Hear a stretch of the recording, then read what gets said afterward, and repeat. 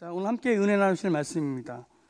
고린도전서 3장 1절부터 9절까지 있는 말씀입니다. 265페이지에 있습니다. 또 앞에 스크린에서 말씀이 띄어질 것입니다. 함께 합독하면서 우리에게 주시는 말씀으로 생각하고 읽었으면 좋겠습니다. 자, 함께 있습니다. 시작. 형제들아, 내가 신령한 자들을 대함과 같이 너희에게 말할 수 없어서 육신에 속한 자 곧 그리스도 안에서 어린 아이들을 대함과 같이 하노라. 내가 너희를 젖으로 먹이고 밥으로 아니하였노니 이는 너희가 감당하지 못하였음이거니와 지금도 못하리라. 너희는 아직도 육신에 속한 자로다. 너희 가운데 시기와 분쟁이 있으니 어찌 육신에 속하여 사람을 따라 행함이 아니리요. 어떤 이는 말하되 나는 바울에게라 하고 다른 이는 나는 아볼로에게라 하니 너희가 육의 사람이 아니리요. 그런즉 아볼로는 무엇이며 바울은 무엇이냐? 그들은 주께서 각각 주신 대로 너희로 하여금 믿게 한 사역자들이니라. 나는 심었고 아볼로는 물을 주었으되 오직 하나님께서 자라나게 하셨다니. 그런즉 심는 이나 물 주는 이는 아무것도 아니로되 오직 자라게 하시는 이는 하나님뿐이니라. 심는 이와 물 주는 이는 한 가지이나 각각 자기가 일한 대로 자기의 상을 받으리라. 우리는 하나님의 동역자들이요 너희는 하나님의 밭이요 하나님의 집이니라. 아멘.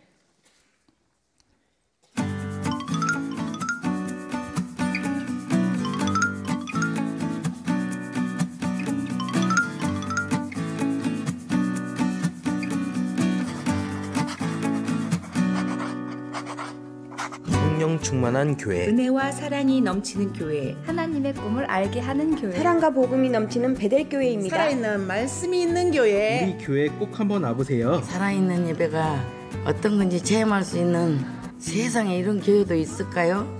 꼭 한번 와보세요. 작은 것을 먼저 실천하는 교회, 아프리카 선교에 힘쓰는 교회입니다. 우리 베델교회는 분위기가 따뜻하고 박태남 목사님 말씀이 정말 좋습니다. 이웃에게 하나님의 사랑으로 친구가 되는 교회입니다. 한 사람 한 사람을 소중히 여기고 사랑을 전해주는 교회입니다. 담임 목사님의 다양한 방식의 설교도 성도들이 이해하기 쉽게 전해주심을 감사합니다. 일주일 내내 일하고 바빠도 예배드리는 시간이 아깝지 않고 말씀을 들으면 행복해져서 삶으로도 기쁨으로도 함께하는 교회, 찬양을 드리며 은혜를 받아서 주변에 선한 영향력을 주는 교회, 성도 간에 서로 겸손하며 배려함에 작은 것을 소중히 여기는 교회입니다. 우리 교회 한번 와보세요. 은혜가 넘칩니다. 열린 교회, 찬양 음악이 넘쳐나고 담임 목사님은 열정적이며 하나님을 알아가는 기쁨이 넘치는 교회, 어릴 적 꿈꾸던 교회, 말씀의 깊이가 남다른 교회. 우리 교회는 한 주일이 기다려집니다. 예수님을 살아내기 위해 애쓰는 교회. 정말 은혜가 넘치는 교회입니다. 그 누구에게라도 그 누구에게라도 전하고 싶습니다.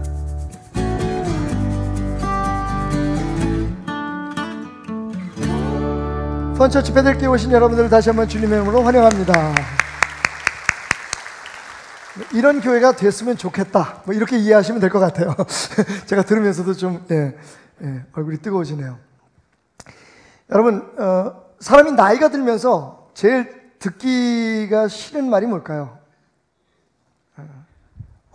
나이가 꽤 드셨네요, 늙으셨네요. 기분 나쁘죠? 내 나이 돼봐, 다 기분 나빠 그거. 근데 그보다 더 기분 나쁜 소리가 있어요. 그게 뭔지 아십니까? 아니, 사람이 이렇게 애 같아. 아니, 나이 드신 분이 왜 그렇게 애같이 행동하세요? 사실은 나이 들었다는 얘기보다 더 기분 나쁜 얘기는 애 같다는 얘기예요. 어린아이 같다. 나이값 못한다. 고린도 교회가 사도 바울이 그런 얘기를 듣습니다. 여러분, 성경에 나오는 여러 교회들 가운데 고린도 교회는요, 굉장히 자부심이 강한 교회였어요. 성령의 역사가 얼마나 불같이 일어났는지, 우리가 지금도 사모하고 또 누리기를 원하는 그 은혜의 모든 깊은 역사들이 다 일어났던 교회입니다. 사도 바울이 편지 쓸 때 방언이라든지 아니면 환상이라든지 뭐 입신이라든지 뭐 이런 영적인 그런 예언이라든지 영적인 그런 체험에 대해서 병고침이라든지 다른 교회에 고린도 교회처럼 이렇게 자세하고 깊은 마음을 담아 쓴 편지를 쓴 그런 교회가 없습니다. 다른 말로 얘기하면 그만큼 고린도 교회는 은혜가 충만하고 많은 역사가 나타난 교회였다는 반증이 되겠죠. 그뿐이 아닙니다.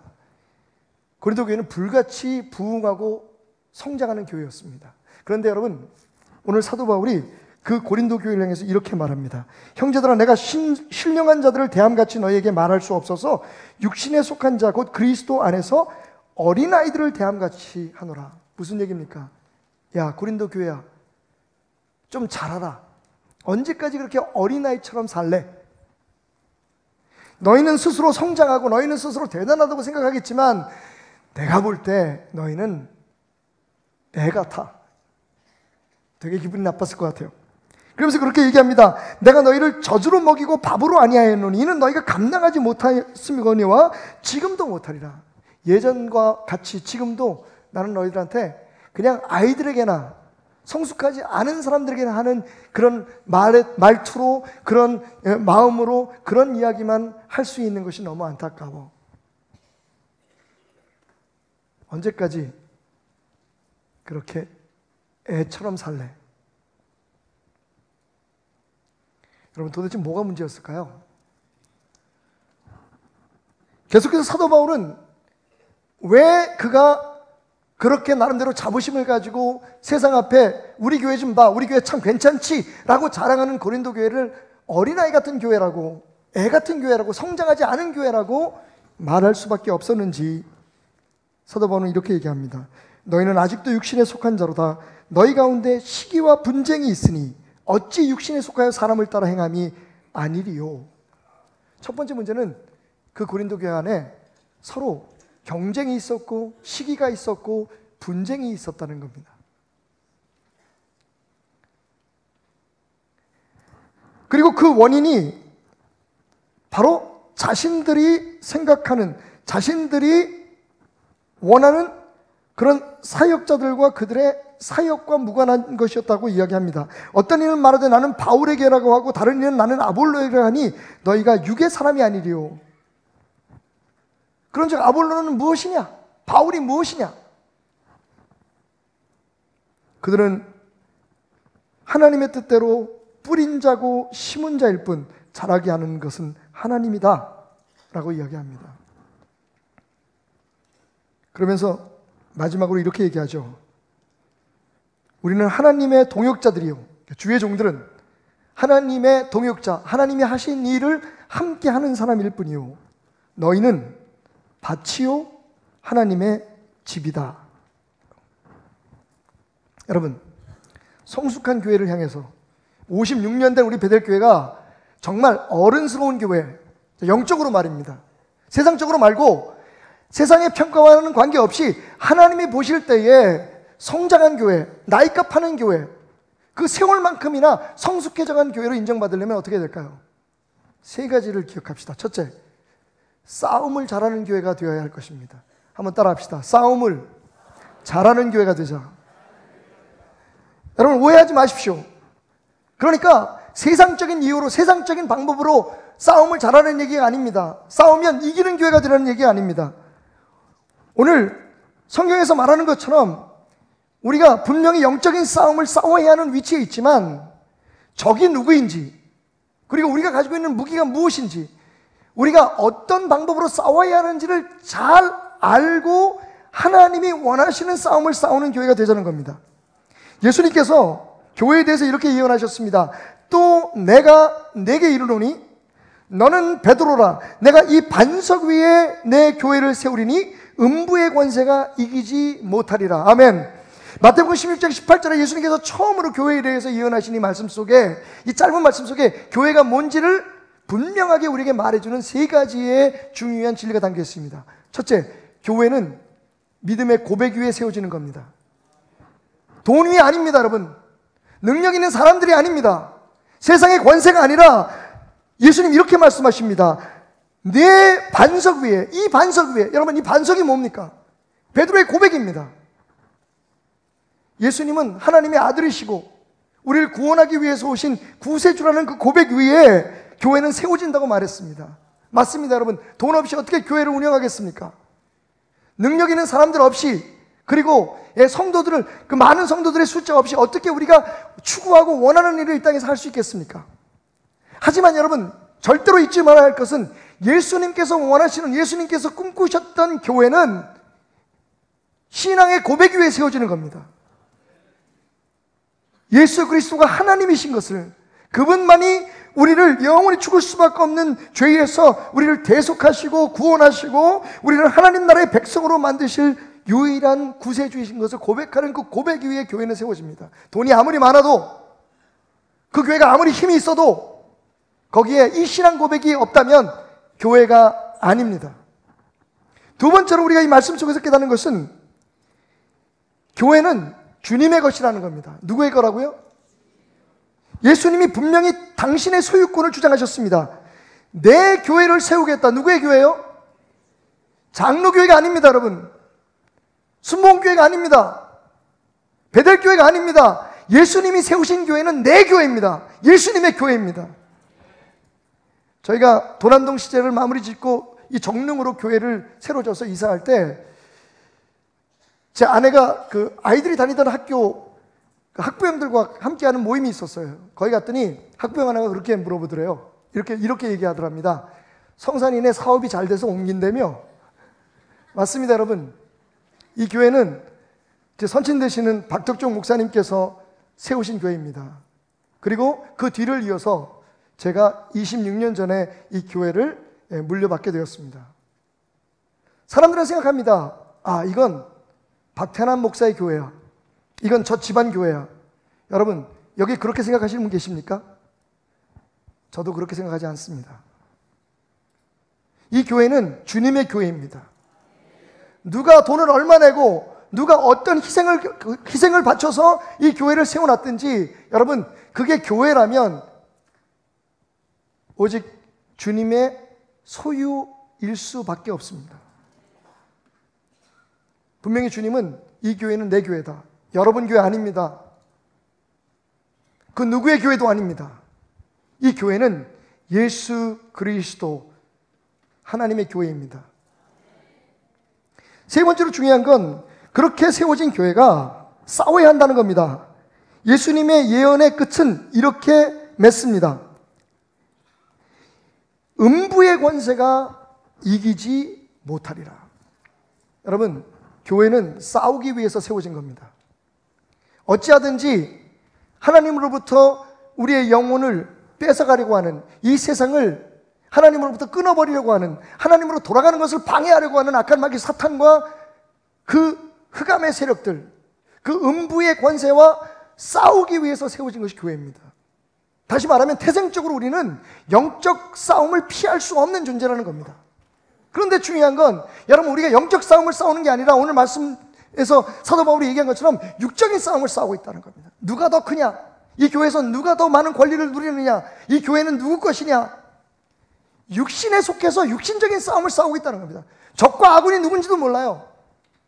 같은 교회끼리 싸우고, 교단 안에서 서로 싸우고, 교회 안에서 목사와 성도가 싸우고, 성도와 성도가 싸우고. 여러분, 그 싸움의 목적이 무엇입니까? 그게 만약에 육신적인 이유 때문에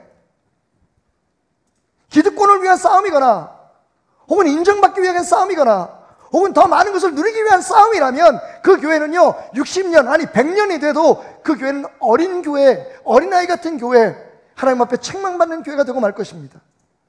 우리는 잘 싸워야 합니다. 적이 누군 줄 아십시오. 우리의 힘을 모아서 맞싸워야 될 것이 무엇인지를 알아야 합니다. 교회 안에 어떤 세속적인 욕망이나 욕구를 위해서 싸우거나, 이 안에서 누가 크냐 누가 작은 거냐 그것을 위해서 싸우는 거라면 56년의 베델교회는 아무런 의미가 없을 겁니다. 우리는 흑암의 권세와 맞서 싸워야 합니다. 우리의 자녀들의 삶을 송두리째 멸망시키려고 하는 이 세상의 악한 권세와 사탄 마귀가 주장하는 이 땅의 모든 문화와 이 땅의 모든 사회적인 시스템과 맞서 싸워야 합니다. 우리가 싸워야 할 대상은 우리끼리가 아닙니다. 싸우는 방법도 중요합니다. 그러니까 수단과 방법을 가리지 않고 세상이 우리한테 이렇게 달려들면 우리도 그렇게 맞서 싸워야 된다는 생각을 버려야 합니다. 여러분, 우리의 무기는 무엇입니까? 우리의 무기는 권세가 아닙니다. 우리의 무기는 돈이 아닙니다. 물론 맞습니다. 그것을 가지고 맞서야 하지만 여러분, 그것을 세상처럼 얻거나 세상처럼 누려서 싸우는 것이 아닙니다. 우리의 무기는 기도입니다. 우리의 무기는 하나님의 역사하심입니다. 교회가 세상과 맞싸울 때 그래 우리가 그냥 당하고만 있을 수 없잖아. 틀린 말 아닙니다. 우리 맞서 싸워야 합니다. 그런데 싸우는 방법을 잘 선택하라는 겁니다. 그게 제가 교회는 잘 싸우는 곳이 되어야 된다고 주장하는 것입니다. 하나님은 하나님의 말씀을 통해서 우리에게 싸우는 법을 알려주셨습니다. 우리가 싸워야 하는 방법은 따로 있습니다. 그 방법을 알고 그 방법을 배우고 그것으로 세상을 살아가야 합니다. 믿음은 믿음이고 신앙은 신앙이고 세상과 맞서 싸울 때 우리가 원하는 일을 이루기 위해서 나가서 할 때는 세상과 똑같은 방법으로 해야 된다고 말한다면 그건 더 이상 교회가 아닙니다. 기억하십시오. 신앙의 고백, 구원의 선언 이외에 다른 것으로 교회는 세워지지 않습니다.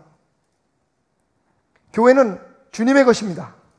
그 누구의 소유도 될 수 없고, 그래서 그것을 가지고 어떤 한 사람이나 어떤 집단이 이익을 얻어서도 안 됩니다. 교회는 싸우는 곳입니다. 그런데 아무하고나 세상적인 욕망과 욕심을 위해서 싸우는 것이 아니라 악한 마귀 사탄, 흑암의 권세와 맞서 싸우는 교회가 되어야 됩니다. 여러분, 아이들의 싸움의 특징이 뭡니까? 무조건 이기려고 한다는 겁니다. 아이들의 싸움의 특징이 뭡니까? 자기 욕심을 위해 싸운다는 겁니다. 오늘 만약 우리 주변의 교회들이 그리고 우리 교회가 그렇게 세상의 육신적인 욕망을 가지고 싸우는 교회가 된다면 주님은 우리에게도 말씀하실 겁니다. 나이값 좀 해라, 베들교회야. 다행히 우리는 지금 주님의 음성을 듣길 원합니다. 세상적인 욕구와 세상적인 요구가 아니라 주님께서 우리에게 원하시는 것이 무엇인지를 듣기를 원합니다. 여러분, 잘 싸우십시오. 싸워야 할 때 피하지 마십시오. 하지만 싸우지 말아야 할 싸움을 싸우지도 마셔야 됩니다. 내 개인적인 욕심을 위해서, 내 육신의 편안함을 위해서 싸우지 마십시오. 주의 뜻을 위해서 싸우십시오. 우리에게 중요한 건 이기는 것보다 주의 뜻 안에서 승리하는 것이기 때문입니다. 때로 세상적으로 볼 때는 우리가 지는 싸움을 싸울 수도 있어요. 우리가 잃어버리고 우리가 손해보고 포기할 수도 있습니다. 하지만 여러분, 그것이 주님의 승리라면 우리는 절대로 지는 것이 아니라는 것을 기억하십시오. 잘 싸우는 교회가 됩시다. 잘 싸우는 교회가 됩시다. 싸움을 잘하는 베들교회가 되기를 주님의 이름으로 축원합니다. 두 번째로, 은혜가 충만한 교회가 성장하는 교회요 성숙한 교회입니다. 사도 바울의 말을 귀 기울여 들으십시오. 어떤 이는 말하되 나는 바울에게로 하고 다른 이는 나는 아볼로에게로 하니 너희가 육의 사람이 아니요 그런즉 아볼로는 무엇이며 바울은 무엇이냐. 지금 사도 바울은 두 가지에 대해서 이의를 제기하고 있습니다. 바울이냐 아볼로냐, 사람입니다. 다시 묻습니다. 아볼로는 무엇이며 바울은 무엇이냐. 그들의 스타일이나 그들이 한 어떤 행동에 대해서 말하고 있습니다. 여러분, 그러면서 사도 바울은 이렇게 결론을 짓습니다. 나는 심는 자고 아볼로는 물을 주는 자다. 그런데 자라게 하는 이는 오직 하나님뿐이시니 심는 자나 물 주는 자는 아무것도 아니로되. 아멘. 여러분, 어쩔 수 없이 우리는 인간이니까, 그죠? 우리가 존경하는 사람, 우리가 따르고 싶은 사람, 우리의 마음에 맞는 어떤 설교의 스타일, 우리의 마음에 맞는 어떤 프로그램을 진행하는 사람을 따르게 되고, 그리고 프로그램을 따르게 됩니다. 그런데 여러분, 사도 바울은 가차없이 우리에게 얘기합니다. 사람 아무것도 아니다. 프로그램 아무것도 아니다. 그들의 스타일 아무것도 아니다. 교회는 하나님께서 자라게 하신다. 교회는 하나님이 자라게 하시는 곳입니다. 하나님이 역사할 수 있도록 오히려 인간을 내려놓고 우리의 방식을 내려놓을 수 있는 용기 있는 사람들의 모임이 교회인 것입니다. 그것을 우리는 은혜가 역사하고 작동하는 교회라고 말합니다. 여러분, 처음부터 우리가 구원받을 수 있는 자격이 있어 하나님의 자녀가 됐습니까?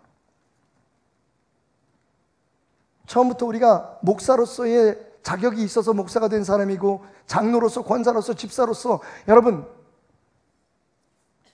누가 그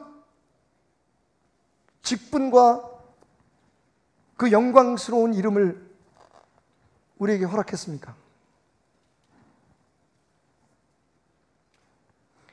이번 선교여행 가운데 허순곤 교수라고 연세대학교 신경외과의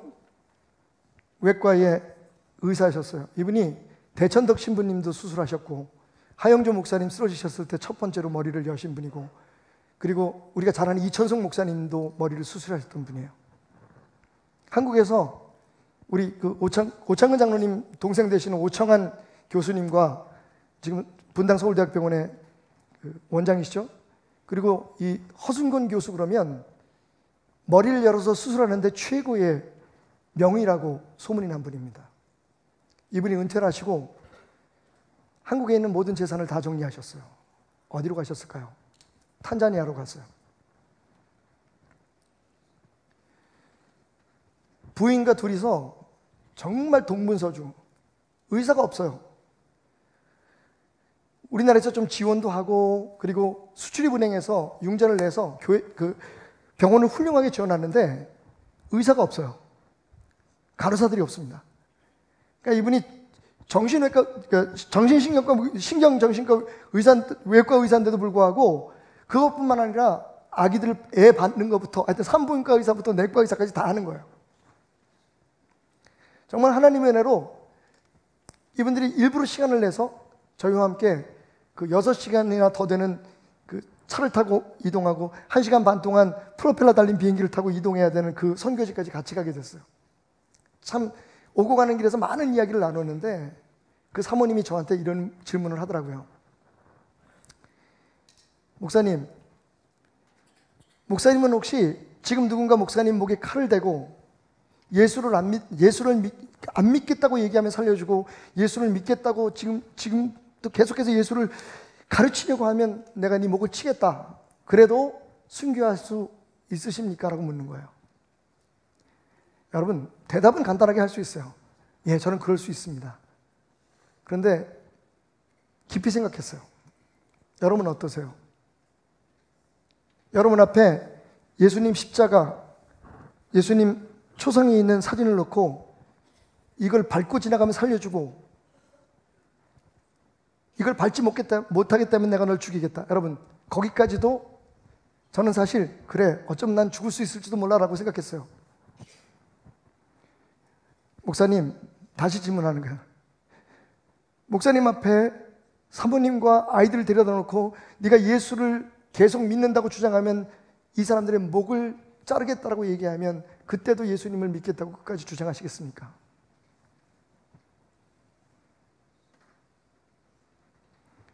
여러분, 김선일이라고 한참 우리나라 이슈가 됐던 그 아프가니스탄에서 순교한 한 그리스도인의 이야기를 들으셨을 겁니다. 여러분 혹시 그 영상을 보셨나요? 저는 우연한 기회에 그 영상을 보았습니다. 여러분, 목을 한번 탁 쳐서 죽였는지 아세요? 목을 쓸어서 죽였습니다.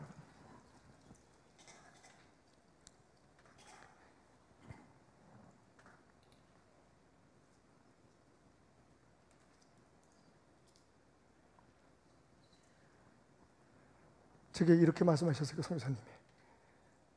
목사님, 저는 만약 하나밖에 없는 제 딸을 죽이겠다고 얘기하면 저는 예수님을 부인할지도 모릅니다.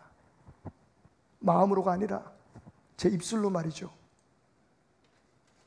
그래서 제가 생각했는데요, 순교도 하나님이 주시는 능력이 아니면 할 수 없는 것이라는 걸 알았습니다. 여러분, 순교자들을 우리가 존경하고 그분들의 그 희생정신에 대해서 우리가 높이지만, 여러분, 저는 여러분들이 더 위대하다고 생각합니다.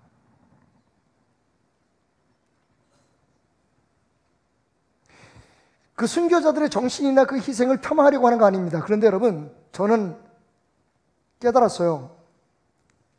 내가 만약 순교자가 된다면 하나님이 내게 힘을 주셨기 때문이라고. 여러분, 스데반이 자기의 인격 때문에, 자기의 신앙의 깊이 때문에 그 사람, 자기를 죽이려고 돌을 던지는 사람에게 웃었겠어요? 성경은 분명히 말하고 있습니다. 성령이 그에게 충만했다고. 순교자도 그냥 되는 게 아니에요. 철저하게 하나님은 은혜입니다. 정말 어려운 게 뭐냐면, 살아서 매일매일 여러분처럼 세상의 욕심과 내 안에 그 연약함과 맞서 싸우면서 세상의 유혹과 수많은 악한 나귀 사탄의 공격과 싸우면서 예수 믿는 사람으로 오늘 내가 있는 그 자리에서 살아갈 수 있다는 것. 여러분, 교회가 교회일 수 있는, 교회로서 존재할 수 있는 이유는 그 어떤 사람의 능력 때문이 아닙니다. 하나님의 은혜가 아니면, 하나님의 역사하심이 아니면 우리는 아무것도 할 수 없다. 이 고백이 바로 교회를 교회되게 하는 힘인 것을 여러분 믿으시기 바랍니다. 사도 바울 얘기합니다. 자기 스스로 얘기합니다. 나 아무것도 아니다. 여러분, 세상에 그렇게 얘기하고 싶은 사람이 어디 있겠어요? 내가 열심히 해서 교회를 이렇게 키워놨다. 지난날에 26년 동안의 나의 희생을 너희가 아느냐? 여러분, 지금 우리들이 싸우고 있는, 교회 안에서 다투고 있는 모든 분쟁의 원인들이 다 거기에 있습니다. 더 대접받으려고 하고, 덜 대접해 주려고 하고, 더 존경하고, 덜 존경하고, 무시하고. 여러분, 사도 바울은 분명히 얘기합니다. 아볼로가 도대체 무엇이냐? 내가 무엇이냐? 내가 한 일이 무엇이냐? 하나님이 잘하게 하지 않으셨다면, 하나님의 역사하심이 아니었다면 여러분, 교회는 교회가 아닙니다. 그런 관점에서 우리가 서로를 바라보고, 그런 관점에서 우리가 교회를 위해서 헌신해야 될 줄 믿습니다. 내 능력, 내 생각, 내 지혜가 아닙니다. 여러분, 진짜 은혜는, 진짜 거룩함은 지난주에 한성국 선교사가 고백했던 것처럼 하나님이 원하시는 곳에 내가 있는 겁니다. 쓰임받을 수 있도록 준비되는 것입니다. 내 지혜와 내 능력을 발휘해서 교회를 키우고 하나님의 일들을 위대하게 만들어내는 것이 아닙니다. 여러분, 다시 한번 물어보십시오. 여러분 스스로에게. 여러분, 그런 위기 앞에서도 예수님을 부인하지 않겠습니까? 어떤 사람들은 그 영상을 보고 난 후에 이렇게 얘기합니다. 그래도 죽을 때 마지막까지 예수를 부르짖다가 죽지, 그렇게 허무하게 죽냐고. 여러분, 주님이 주시는 힘 아니면 우리는 하루도 살 수 없습니다. 그것을 우리가 마치 잊고 살아가는 사람들처럼, 고린도 교회처럼 살아가면 안 됩니다. 우리를 살게 하는 것도, 우리를 승리케 하는 것도 오직 하나님의 은혜, 거저 주신 하나님의 은혜, 우리의 자격과 우리의 능력을 보시고 주시는 것이 아니라, 우리가 얼마나 똑똑하고 우리가 얼마나 많은 돈을 가지고 있고 얼마나 유명한 사람이 우리 베델교회에 많아서 하나님께서 이 교회를 사용하시는 것이 아니라, 우리가 부러워하는 어떤 다른 교회들처럼 그런 능력으로 승부하는 것이 아니라 오직 은혜로, 하나님이 주신 능력으로 하나님 쓰실 때에 서 있는 그 자리에서 영광 돌리는, 성장하는 교회 되기를 주님의 이름으로 축원합니다. 은혜가 충만한 교회, 은혜가 충만한 교회, 은혜가 충만한 베델교회가 됩시다. 마지막 세 번째로 9절의 말씀은 제 마음에 또 다른 깨달음을 주었습니다. 우리는 하나님의 동역자들이요, 이건 주의 종들의 이야기니까 제쳐놓고 교회를 향해서 말합니다. 너희는 하나님의 밭이요 하나님의 집이다. 여러분, 집 같은 교회, 밭 같은 교회가 됩시다. 저는 이 두 개의 개념이 굉장히 절묘하게 서로 밸런스를 이루고 있다고 봐요. 집은 어머니를 상상케 합니다. 밭은 아버지를 상상케 합니다. 제가 또 이러면 인권위원회에서 전화 올지도 몰라요. 왜 남성과 여성의 그런 역할을 그렇게 구분해? 진짜 못 살겠어. 어쨌든 내뱉었으니까 계속 갑시다. 교회는요, 어머니 같고 아버지 같아야 됩니다. 집 같고 밭 같아야 된다는 얘기죠. 제가 짧지만 긴 여행을 마치고 돌아오니까 지금도 사실 제가 지금 공중에 떠 있는 느낌이에요. 제가 조금 흥분된 게 보이시죠? 실수도 하고 말도 막 엉키고. 오늘까지만 좀 양해를 해주시면, 제가 2, 3일이면 이제 약발이 떨어지니까 그 다음부터 제 정신으로 돌아올 것 같아요. 뭐 그래도 정신이 없는 사람이긴 하지만 죄송합니다. 말하면서 보니까 이상하네.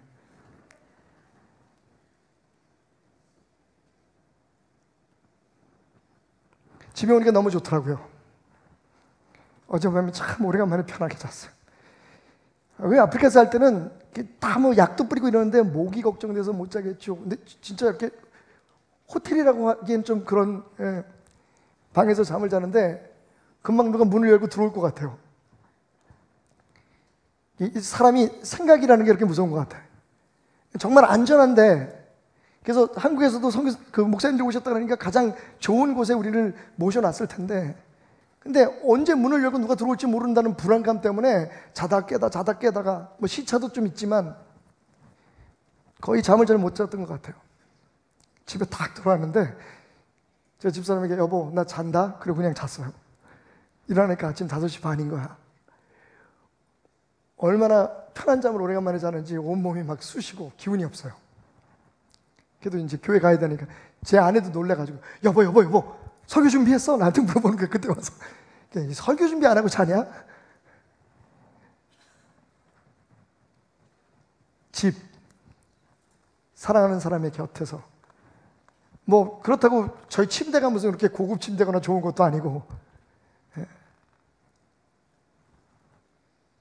얼마나 마음이 편하고 행복했는지. 성도들에게 교회는 그런 것이 됐으면 좋겠어요.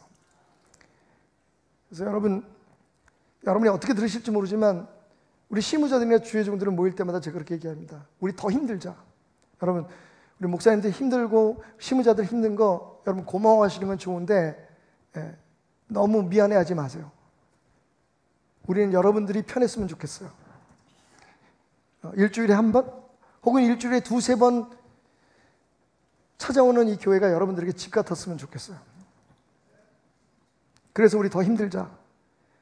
우리가 힘든 만큼 성도들은 행복해질 수 있다. 그게 저희 모토이기도 합니다.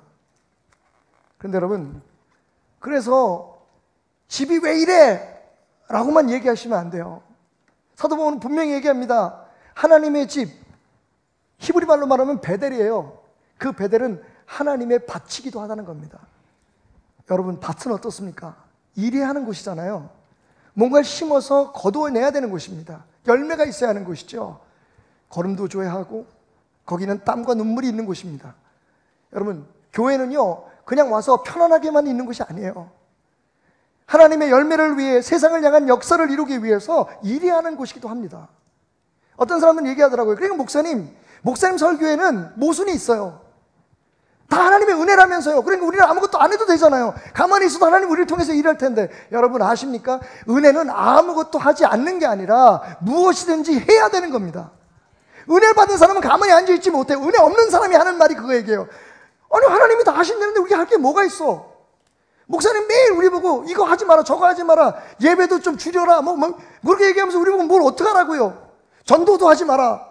이 지역에서는 베델교회 이름 대면서 우리 교회 오세요. 그 얘기도 하지 마라. 도대체 우리 보고 뭘 하라는 겁니까? 여러분, 그래서 할 일이 많은 거예요. 은혜는 하나님의 전적인 능력과 하나님의 전적인 사랑 안에서 우리가 하나님의 일을 할 수 있도록 우리 자신을 개방하는 것이기 때문에 여러분, 하나님이 쉬시는 시간이 있습니까? 예전에는 우리가 우리 교회만을 위한 어떻게 하든지 우리 교회를 지키기 위한 일이 우리의 일이었다면 여러분 은혜를 받고 나면요 세상 모든 사람들이 주님이 바라보고 주님이 사랑하고 주님이 마음 아파하는 모든 사람들이 우리의 일터가 되고 우리의 사역의 대상이 되는 거예요. 주님은 이 베델교회 하나님의 집을 우리 성도들을 여러분들에게는 상처받고 고통받고 아파하는 사람들이 찾아와서 주님을 만나서 치료받고 그리고 서로의 교제를 통해서 서로를 위로하고 하나 되고 여기서 하나님의 말씀 안에서 자라가게 하는 그런 집의 역할도 하지만 거기서 멈출 수 없습니다. 우리는요 하나님의 밭입니다. 세상을 향해서 아버지 같은 일을 해야 되는 거예요. 어머니처럼 매일 품어주기만을 기대하지 말라는 얘기입니다. 언제까지 어린아이처럼 교회 가서 받을 것만 생각하겠습니까? 별로 주는 것도 없지만 주님은 여러분들을 세상 밖에서 주의 일꾼으로 쓰시기를 원하십니다. 제가 말씀드렸잖아요. 주님은 우리를 교회로 부르신 것이 아니라 선교지로 부르셨다. 여러분이 서 계신 그곳이 선교지요. 여러분은 선교사입니다. 저 먼 곳에 가서 자기 목숨을 내놓고 선교하고 순교하는 사람들을 여러분 우리가 박수치면서 위하여 기도하면서 후원해야 합니다. 하지만 동시에 여러분 자신이 선교사라는 것을 잊지 마십시오. 여러분이 살아있는 그 현장에서 주님은 여러분을 통해서 일하고 계십니다. 여러분의 가정을 변화시키시고 여러분을 변화시키셔서 여러분 환경을 변화시키시고 여러분이 다니는 직장을 변화시키시고 여러분 주님의 가장 첫 번째 관심은 세상을 변화시키는 게 아니에요. 교회가 세상을 변화시키기 위해서 부름을 받았다고 생각하지 마십시오. 교회는 교회에 모인 우리 한 사람 한 사람을 변화시키기 위해서 주님이 우리를 부르신 겁니다. 내가 변화받으면 세상은 변하게 되어 있습니다. 내가 변화받아서 주님 앞에 내 자신을 드리게 될 때 주님은 나를 통해서 역사하십니다. 여러분 생각해 보세요. 우리가 우리의 능력으로 할 수 있는 일이 얼마나 됩니까? 우리를 통해서 주님이 하실 수 있는 일은 얼마나 클까요? 교회는 내 자신이 변화받아서 주님이 나를 통해 역사하실 수 있도록 내 자신을 드리기 위해 모이는 곳이지, 교회는 지켜지고 우리가 키워서 세상 앞에 자랑하라고 교회를 세우신 것이 아닙니다. 그것이 지금 한국 교회가 빠져있는 함정입니다.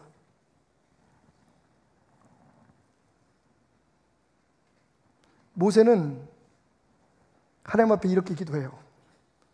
하나님, 정말 이 백성을 죽이시겠습니까? 이 백성을 당신의 생명책에서 이름을 지우시겠습니까? 하나님, 한 가지만 부탁합니다. 이 백성을 죽이시려면 제 이름을 하늘나라의 책에서 지워주십시오. 모세는 알았어요. 모세가 위대한 하나님의 종이 되고 지도자가 되는 게 목표가 아니라는 걸.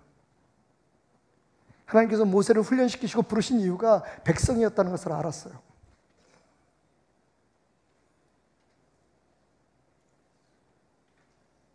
교회는 하나님의 집일 뿐만 아니라 하나님의 밭이 되어야 됩니다. 여러분들이 혹시 동의할 수 없을지 모르지만 제가 오늘 여기 서 있는 이유는 그렇습니다. 여기 찾아오신 여러분들의 마음과 삶의 상처와 아픔들을 치유하고 주의 사랑이 할 수, 그것도 우리가 하는 거 아니에요, 여러분. 박태남이가 누구입니까? 무엇입니까 도대체? 우리 교회에서 하는 프로그램이 도대체 뭡니까? 이 예배가 무엇입니까? 아무것도 아닙니다. 여기 하나님이 역사하지 않는다면, 여기서 하나님이 여러분을 직접 터치하시고 만나주지 않으신다면 우리가 하는 이 모든 것들은 아무것도 아닙니다, 여러분. 그냥 종교일 뿐입니다.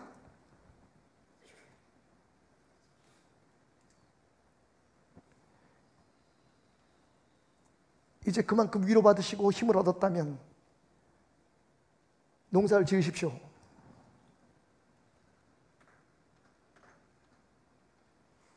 주님은 우리를 세상에 열매를 맺으시라고 부르셨습니다. 주님께 붙어 있으면, 주님 앞에 우리 자신을 내어놓으면, 너희가 변화되면 내가 세상을 변화시킬 거라고. 대한민국처럼 밝은 나라가 없죠. 전 세계 어디를 돌아다녀도 밤에 이렇게 밝은 나라를 찾아보기 어렵습니다. 유럽에 가보셨나요? 여러분 미국 가보셨나요? 미국의 대도시의 다운타운을 제외하고는요, 깜깜해서 사람 얼굴을 알아볼 수가 없을 정도로 어둡습니다. 아프리카요? 하나는 조급디다. 별이 너무 많아. 그런데 별만 보고 살겠습니까? 깜깜해서 진짜 사람이 보이지 않는 그 흑암 속에서 저는 새삼 이 가로등의 고마움을 알았습니다. 운전하는데 정말 위험해요. 어디서 뭐가 튀어나올지 몰라요. 바로 한 10m 앞에 가는 사람의 뒷모습이 안 보일 정도로 칠흑 같은 어둠 속에서 걸어가다 보면 대한민국에 사는 게 얼마나 행복한지 알게 돼요. 벌써 오늘 아침에 몇 번 불평했지만 여러분, 그 가로등이 어떻게 생겼는지 아십니까? 미국의 벤자민 프랭클린이라고 하는, 여러분 잘 아시는 분이 계세요. 독립운동가이기도 했고 미국을 건립하는 데 가장 큰 힘을 쏟았던, 그리고 대통령이었던 벤자민 프랭클린이 어느 날 기도하다가 마음속에 감동이 생겼대요. 내가 이렇게 큰 은혜를 받았는데 세상 사람들에게, 주변 이웃들에게 어떻게 보답할까? 어떻게 저들을 행복하게 해주고 저들에게 예수를 전할 수 있을까? 그러다가 가만히 생각해 보니까 책상 위에 올려져 있는 호롱불이 하나 있었답니다. 그때는 전기가 없었으니까요. 벤자민 프랭클린이 전기도 발명했다고 하죠. 발견한 거죠. 연을 날리다가 여러분 그 얘기 들으셨잖아요. 호롱불이 켜져 있는 걸 보고 불현듯 자리에서 일어나서 그 호롱불을 들어서 자기 집 문 밖에다가 걸어놨대요. 사람들이 지나가면서 이상한 듯이 투덜거렸답니다. 좀 미친 사람 아니야? 왜 방 안에다 켜놔야 될 호롱불을 저 밖에다 켜놨지? 그런데 여러분, 하루 이틀이 지나면서 사람들이 서서히 말하기 시작했답니다. 저 밖에 호롱불이 켜져 있으니까 그 앞에 지나갈 때 넘어지지 않아서 좋아. 아니 나는 말이야 먼 데 갔다 돌아오는데 저 호롱불을 보니까 얼마나 반가운지.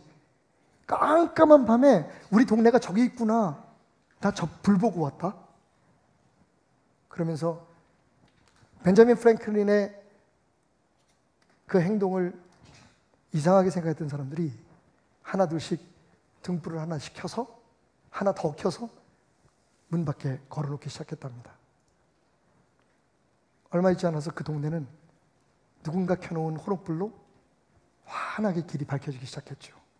더 이상 아이들은 다치지 않았고 범죄도 많이 줄어들었답니다. 여러분 선교 다녀오면 그곳에서 정말 아무도 안 사는 곳에서 그 마사이족들 지금도 일부 다처제에다가 아이들 학교도 안 보내고 그런 자기네들의 전통을 지킨다고 고집을 피우는 그 사람들 속에 한국인 선교사 가정 딱 하나예요. 지금 아이들이 어린데 얘네들 이제 크면 어떻게 교육을 시켜야 될지 모르겠어요. 홈스쿨링 아니면 도심으로 얘네들을 어린 나이부터 보내야 돼요. 도대체 무슨 생각으로 거기 그렇게 있는지 모를 만큼 정말 위대한 일들을 하고 계시는 분들이 많습니다. 그런 데를 다녀왔으면 그 사람들에 대해서 이야기하면서 여러분 우리도 그렇게 희생합시다라고 얘기해야 되는데 저는 오늘 그런 마음 하나도 없어요. 제가 이번 선교여행에서 깨달은 건 바로 여러분들이 위대한 사람이라는 사실이에요. 한 가지만 하실 수 있으면 말이죠. 여러분 호롱불 하나씩 더 켜세요.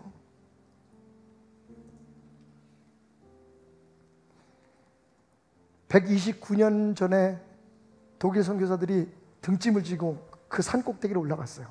기가 막혀요. 어떻게 자동차를 타고 3시간이 걸리는 그 산길을 그때는 진짜 여러분 130년 전에 뭐가 있었겠어요.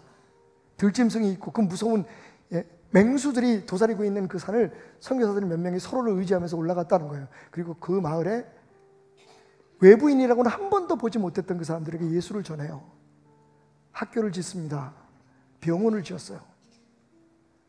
얼마 전까지만 해도 한 700명의 사람들이 살았는데 그 중에 반은 에이즈로 죽었어요.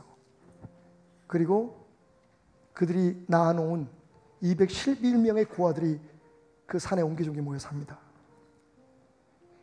탄자니아 정부에서 어떻게 할 수가 없으니까 그 친척들 그리고 그 주변의 사람들이 그 아이들을 한 명씩 두 명씩 그냥 데리고 같이 사는 거예요. 이거는 애들을 뭐 양육하고 그러는 게 아니라 그냥 밥 주면서 데리고 사는 거예요. 부모가 없으니까. 그렇게 하기 시작한 가정이 186가정. 211명의 고아가 186가정에서 사는데 여러분 참 기가 막혔어요. 저희가 가니까 점심이라도 먹여서 보내자. 돈을 보냈어요. 100만 원을 보냈어요. 100만 원이면 여러분 어마어마한 돈입니다. 거기. 근데 갔더니 먹을 게 없어요. 돈도 그대로 있는데 먹을 게 없어. 선교사님 네 분이 이렇게 말씀하셨습니다. 목사님, 먹을 걸 사려고 여기저기 많이 하루 종일 돌아다녔는데 먹을 게 없습니다.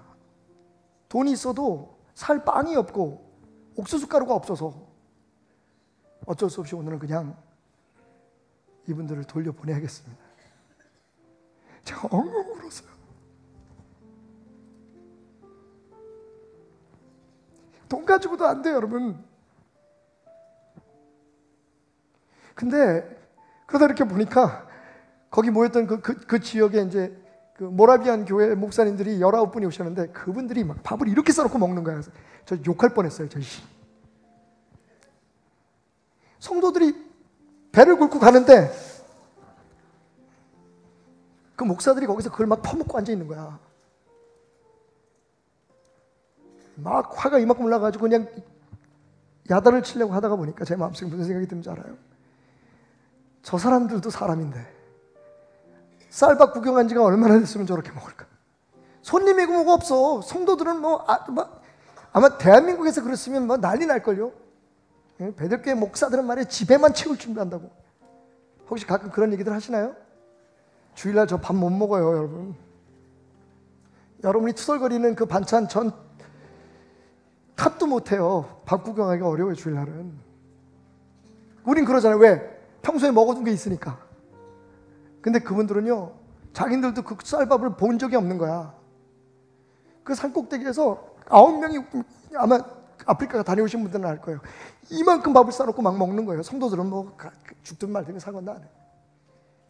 그러니까 더 마음이 아프더라고요. 그래서 오기 전에 제가 여러분들이 헌금하신 거 좀 주고 왔어요. 그래도 그 목사들이 살아있어야지. 그래야지. 그래.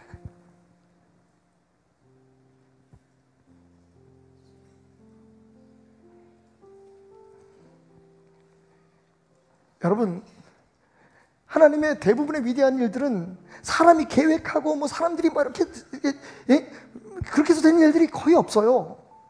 그냥 누군가 주님이 역사하실 수 있도록 호롱불 하나 켜놓은 거, 내 마음속에 감동된 대로 그 은혜 감당하기 위해서 그냥 내놓은 1,000원짜리 하나로부터 시작되는 거지. 마치 자기 이름 내고 생색 내려고 막 그렇게 한 그런 물질이나 뭔가 이렇게 진짜 위대한 일을 해보려고 계획을 짜고 그래서 된 일들이 없더라는 거죠. 저는 오늘 56주년을 맞이한 베델교회 이 의미 있는 날에 여러분들에게 부탁합니다. 호롱불 하나만 더 켜세요. 나만 밝히고 나만 생각했던 그 기도의 호롱불을 하나만 더 밝히세요. 여러분, 처음부터 여러분은 하나도 없었습니다. 내 거 뭐 좋은 일에 쓴다고 내놓는 것처럼 하나님 앞에 그렇게 살지 마세요. 하루아침에 하나님 가져가시면 우리도 돈은 있어도 먹을 것이 없어서 헤매야 되는 상황이 될지도 몰라요. 모르시겠습니까, 여러분? 언제부터 우리가 이렇게 밥 먹고 소화제 먹고 또 가서 밥 먹고 소화제 먹고 먹고 싶은 것을 찾아서 1시간, 2시간을 헤매면서 먹고 나오면서 아이씨 소문만 있지 맛도 없네 이러고 살게 됐습니까, 우리가? 나만 그러나? 이분들은 전혀 모르는 것처럼 표정이 왜 이러지?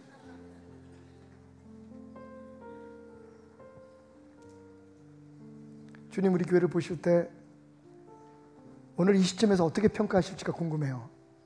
우리는 우리 교회가 이래서 좋아요 저래서 좋아요 라고 얘기하지만 주님께서 우리를 이렇게 바라보시면서 이젠 내가 너희들을 어른 대접해도 되겠구나 박태남 목사야 라고 얘기하실지, 아니면 에이그 아직도 그런 문제 가지고 그렇게 뭐 아무것도 아닌 거 가지고 그렇게 박이 터지도록 싸우고 욕하고 서로 잘난 체하고 그러고 사니?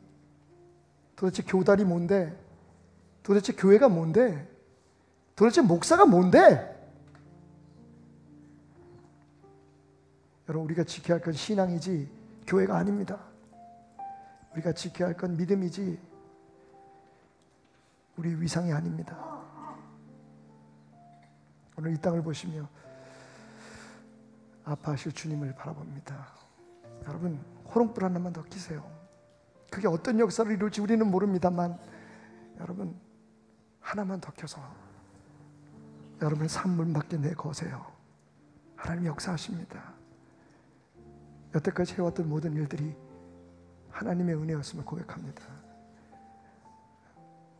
우리가 말하는 모든 것들이 하나님이 아니었으면 할 수 없었던 것임을 고백합니다. 그리고 그래서 지금 부족하고 연약한 것도 하나님이 하시면 하실 수 있다고 생각합니다.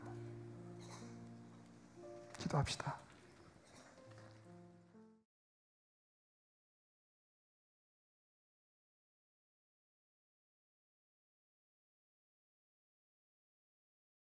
할렐루야. 우리 하나님께 감사의 박수로 이 시간 나아가겠습니다. 오늘도 귀한 예배 가운데 함께 하신 하나님, 오늘도 이 시간 이곳에 임재하여 주시고 하늘의 문을 열어주시고 그 열린 문을 통하여 귀한 축복의 단비를 하나님 이 시간 이곳에 부어주시옵소서. 우리 같이 고백하며 이 시간 찬양으로 영광 올려드리겠습니다. 하늘의 문을 여소서. 하늘의 문을 여소서. 이곳을 주목하소서. 주를 향한 노래가 꺼지지 않으니 하늘을 열고 보소서. 이곳에 임재하소서. 이곳에 임재하소서. 주님을 기다립니다. 기도의 향기가 하늘에 닿으니 주여 임재하여 주소서. 이곳에 오셔서 이곳에 앉으소서. 이곳에서 드리는 예배를 받으소서. 주님의 이름이 주님의 이름만이 오직 주의 이름만 이곳에 있습니다. 우리 한 번 더 하늘의 문을 여소서. 하늘의 문을 여소서. 이곳을 주목하소서.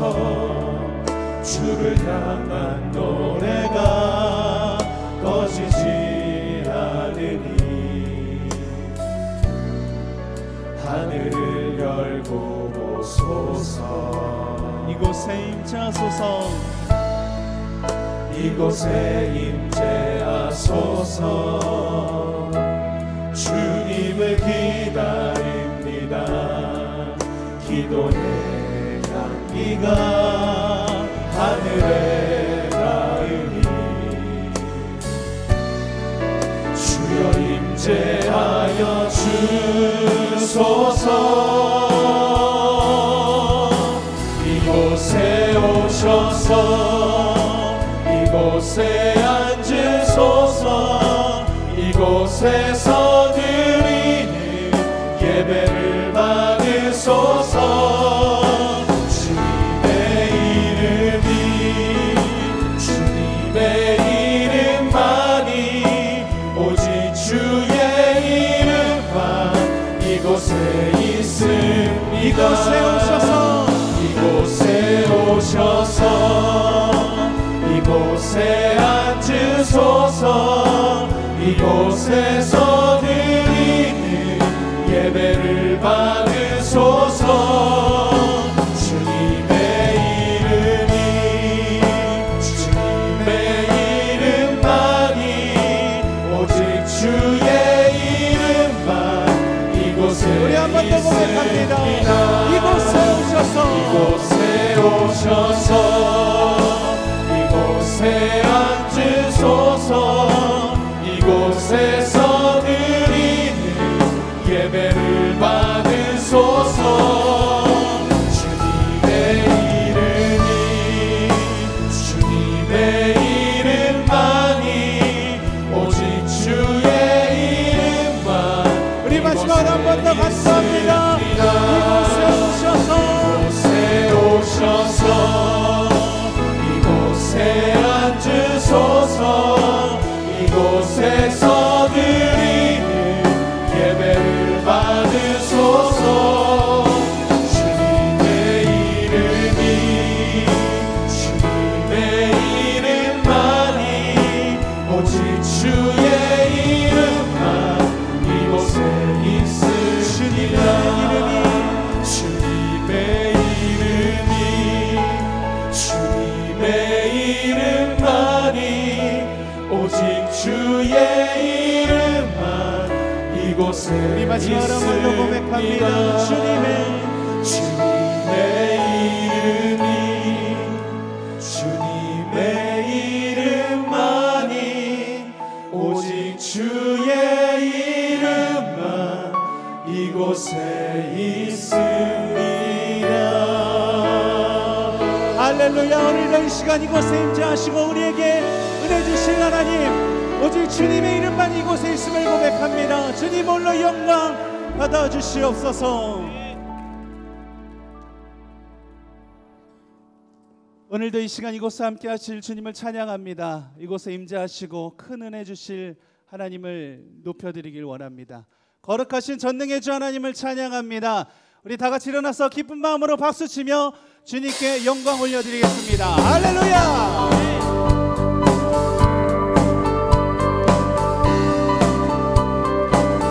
찬양받게 합당하신 주 하나님, 오늘도 이 시간 이곳에 함께 하셔서 우리의 찬양을 받아주시옵소서. 거룩하신 전능의 주 찬양받기 합당하신 주 나의 평생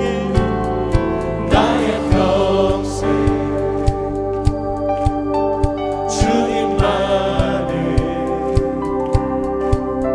사랑하며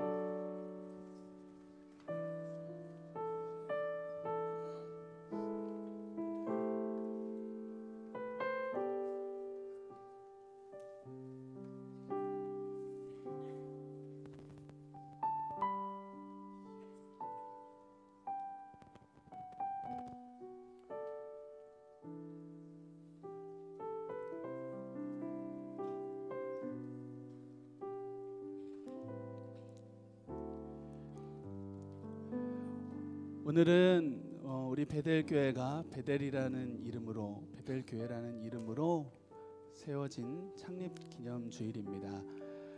하나님께서 우리를 이 시간 이곳에 모이게 하시고 주의 이름으로 주님을 예배하고 베델이란 이름으로 나아갈 수 있게 하신 분명한 뜻이 있으실 줄로 믿습니다.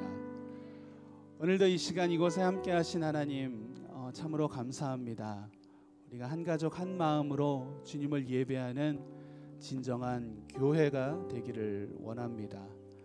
하늘아버지의 뜻에 우리가 부합하는 귀한 믿음의 자녀가 되기를 간절히 원합니다. 오늘 귀한 주일 예배를 위해서 귀한 찬양을 준비했습니다. 새롭게 부르는 곡인데 가사의 은혜를 같이 한번 묵상하며 주님께 영광 올려드렸으면 좋겠습니다. 우리 같이 불러보면서 우리 같이 주님께 이 시간 예배하며 나가겠습니다.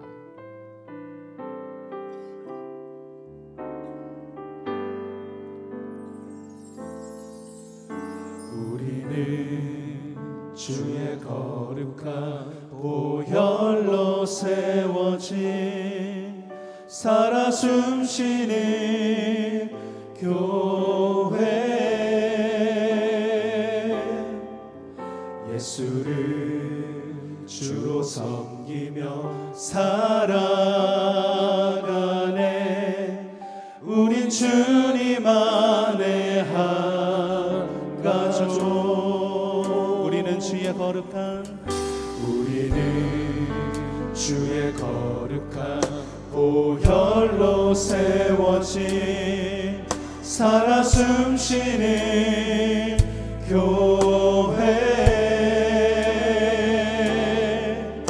예수를 주로 섬기며 살아가네 우리 주님 안에 우리 한 번 더 고백하겠습니다. 우리는 주의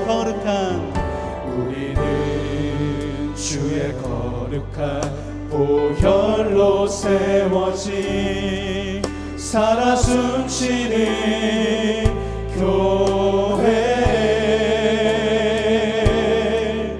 예수를 주로 섬기며 살아가네 우리 주님 안에 한 가족 하늘아버지 우리 안에 계시네 우리 그날 향한 하늘 가족 아버지여 우리를 도우사 살아가게 하소서 주의 영광을 보내 우리 하늘의 가족 오 하늘아버지 이 백성의 아버지 당신의 귀한 아들 보내신 높은 사랑 오 하늘아버지 이 백성의 아버지 하늘가족교회 통하여 이 땅의 백성 고치소서 우리 한 번 더 불러봅니다. 우리는 주의 거룩한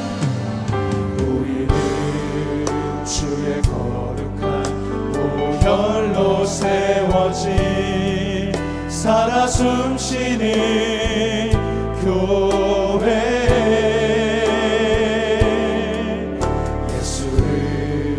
주로 섬기며 살아가네 우리 주님 안에 한 가족 하늘아버지 우리 안에 계시네 우린 그날 향한 하늘 가족 아버지여 우리를 도우사 사랑하게 하소서 주의 영광을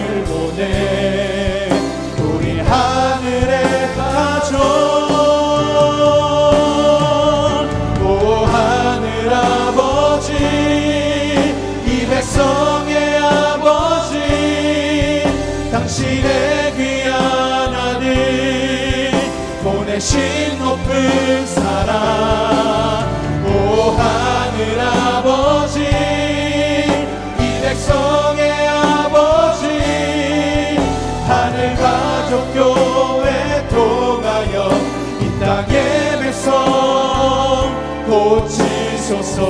오 하늘 아버지, 오 하늘 아버지, 이 백성의 아버지, 당신의 귀한 아들 보내신 높은 사랑. 오 하늘 아버지, 이 백성의 아버지, 하늘 가족 교회 통하여 이 땅의 백성.